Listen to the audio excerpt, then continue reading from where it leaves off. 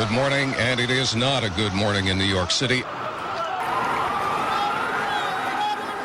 The violence of 9/11 tore apart families, fathers and sons, sisters and brothers, husbands and wives.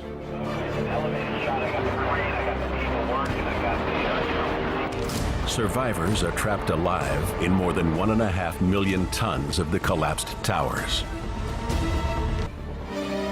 Some were reunited, others were not. But after the towers fell, they would stop at nothing to find their loved ones.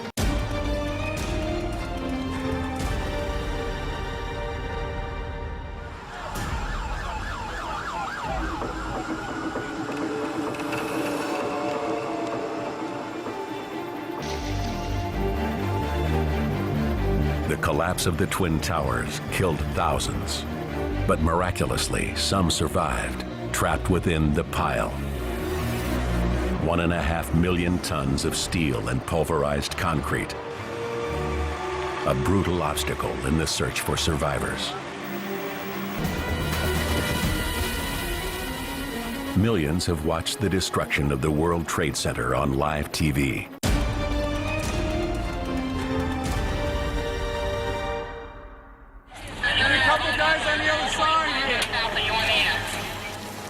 Rescue workers at Ground Zero believe that hundreds of people are trapped alive in voids beneath the collapsed towers, and time is working against them. With hundreds of emergency workers dead, there is utter confusion on the ground. Firefighters search the area for survivors without a defined plan.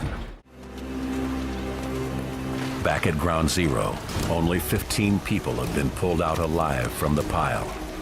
Rescue efforts are painfully slow.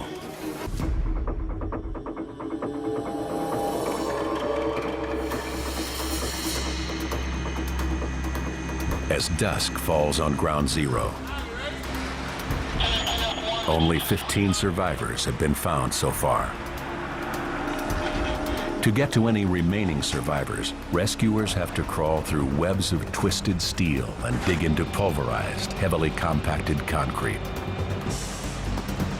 It's a mammoth effort that calls for huge amounts of manpower. Hundreds of emergency workers have been killed in the attacks.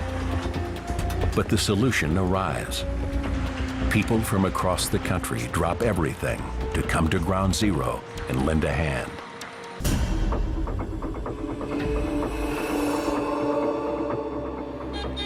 By sunrise on September 12th, families searching for loved ones have grown desperate.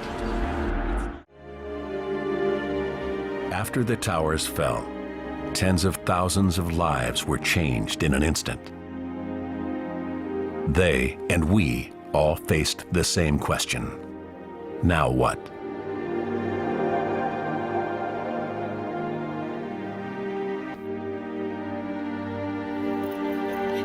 For some, it's about embracing their new lives. For everyone touched by 9/11, it's about finding ways to move on.